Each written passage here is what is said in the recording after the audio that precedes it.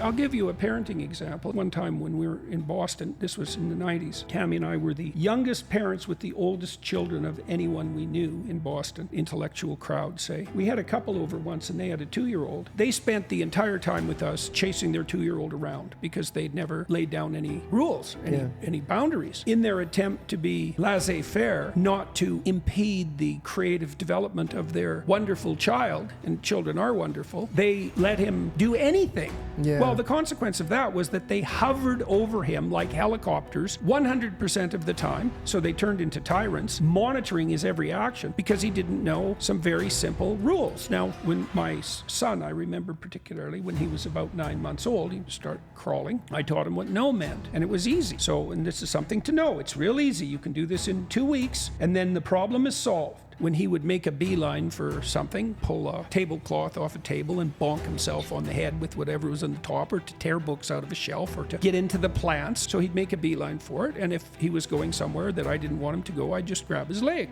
and say no. And then I'd just grab it until he gave up. You don't want to be upset or angry or cruel. You don't have to grip very hard because it's a baby. You can take him.